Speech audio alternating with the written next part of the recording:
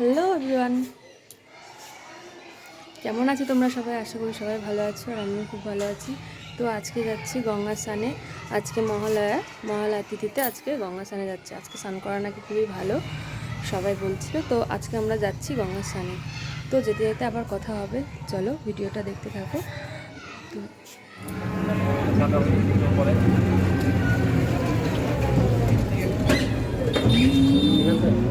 তো এই তো দেখো বেরিয়ে পড়লাম গঙ্গা স্নানে।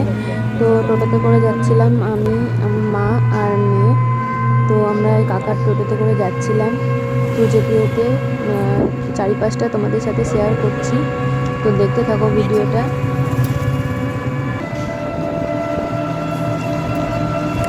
এই যে আমি আমার মেয়েকে একটু ঢেকে নিয়েছি, কারণ হাওয়া হচ্ছে প্রচণ্ড, ওই জন্য ঢেকে নিয়েছি। টোটো চালালে একটু জানোই হাওয়া হয়, তো ওই জন্য ঢেকে নিয়েছি। আর এই দিকটা দেখো, মনে হচ্ছে আমরা পাহাড়ের দিকে চলে এসেছি। তো পাহাড়ের মতো চারিপাশটা এত জঙ্গলে ভর্তি হয়ে গেছে দু সাইডে। তো এদিকে একটা রাস্তা চলে গেল, জানি না কোন রাস্তা, কিন্তু চলে গেল একটা রাস্তা। এই পাশে নিচে দেখো,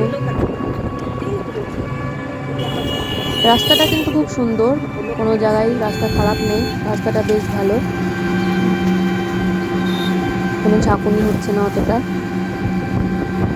এই যে একটা কলেজ,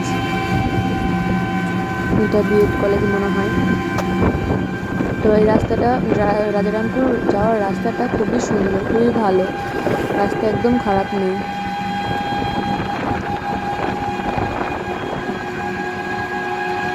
তো যেতে যেতে চলো আরও কথা হবে। দেখতেই পাচ্ছ রাস্তার চারিপাশে জঙ্গলে ভর্তি হয়ে গেছে, এখন যেহেতু বর্ষার সময় ওই জন্যে। ঘুরে ঘুরে দেখো, আমাকেও দেখাচ্ছি, এদিকে আমার মা বসে আছে আমার পাশে। তো যাওয়ার সময় আমি এদিকে বসে গেছিলাম, জন্য বেশি হাওয়াটা লাগছিল।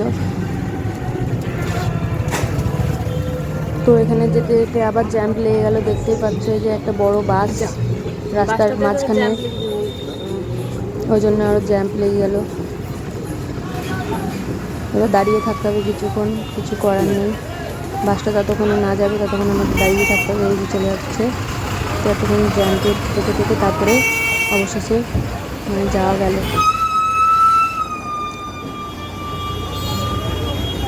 অনেকদিন পর গঙ্গা স্নানে যাচ্ছি, কবে গিয়েছি নিজেরও মনে নেই। তো আজকে মহালয়ার দিন গঙ্গা স্নান করা অবশ্যই ভালো। এদিক দিয়ে এই রাস্তা একটা চলে গেল, একটা এই রাস্তা, প্রথমের যে রাস্তাটা দেখালাম ওই রাস্তায় আমরা একবার গিয়েছি। ওদিকে আমরা উচ্চ মাধ্যমিক পরীক্ষা দিতে গেছিলাম, তো ওদিক দিয়ে গিয়েছিলাম। তো আমরা যাব সোজাই, রাজারামপুর যাওয়ার রাস্তাটা পুরোই সোজা।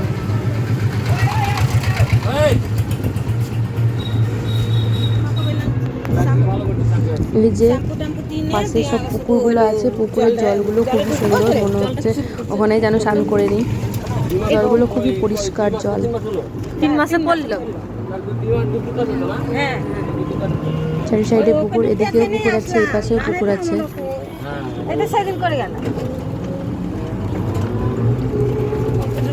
এই যে একটা পুকুর,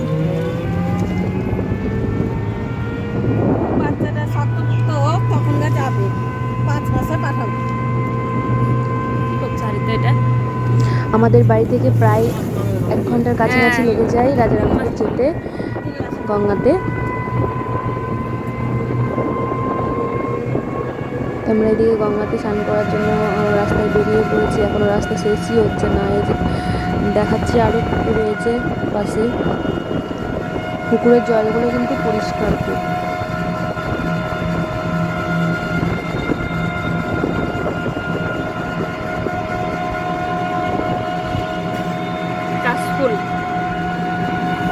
এই যে কাশফুল, যেতে যেতে অনেকই কাশফুল দেখতে পাচ্ছি, খুব ভালো লাগছে। কাশফুল দেখলেই মনে হয় যে দুর্গাপুজো চলে এসেছে।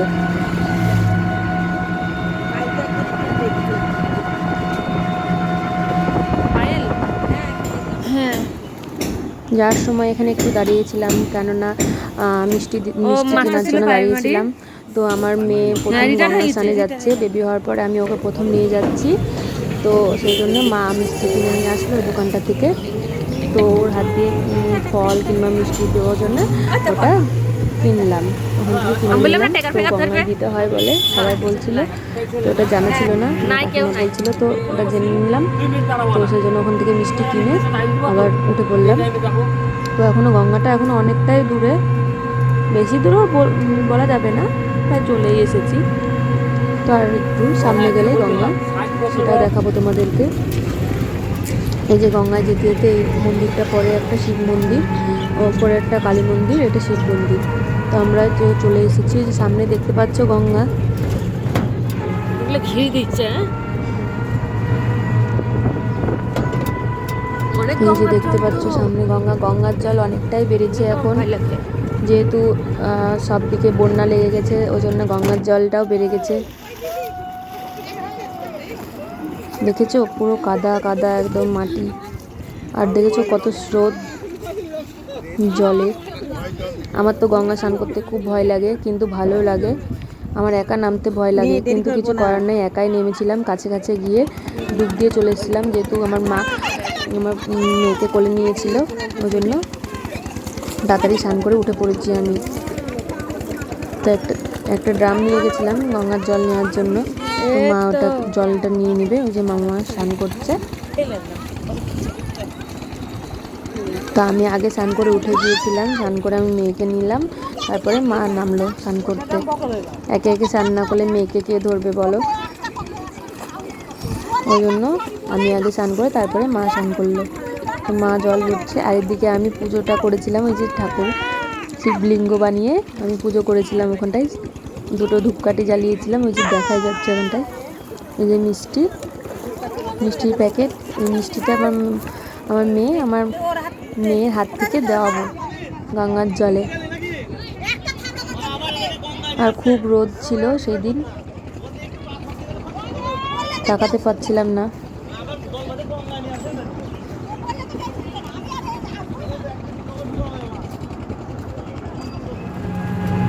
এই যে আবার চলে আসলাম, গঙ্গা স্নান হয়ে গেল, ওখান থেকে বেরিয়ে পড়লাম, গঙ্গা স্নান করে চলে আসলাম।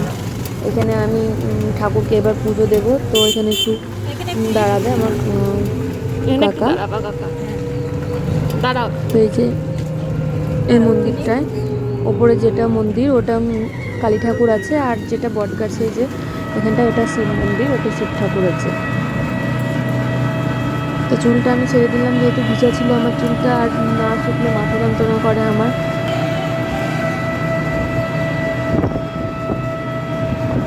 যেদিকে মা বসে আছে আর আমি উল্টো দিকে বসলাম, কারণ সামনের দিকে বসলে না খুব হাওয়া লাগে, আর আমার মেয়ের তখন ঠান্ডা লেগে যায়। ঠান্ডা লাগলেও ওর আবার চোখ থেকে জল পড়ে, তো ওই জন্য আমি আবার উল্টো দিকে বসলাম। তো আমি মেয়েকে নিয়েছিলাম যে যাতে ওর হাওয়াটা একটু কম লাগে।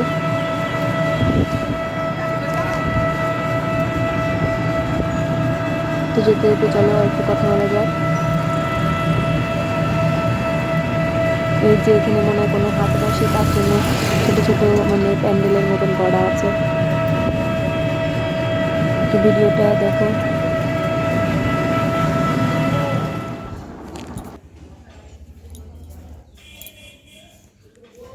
তো গাইস আমরা এখন বাড়িতে চলে এসেছি, আর ভীষণ রোদ ছাদে। তো গঙ্গা স্নান করে চলে আসলাম, তো দেখতেই পেলে সব কিছু দেখালাম, গঙ্গার চারিপাশটাও দেখালাম। তো ভিডিওটা এই পর্যন্তই।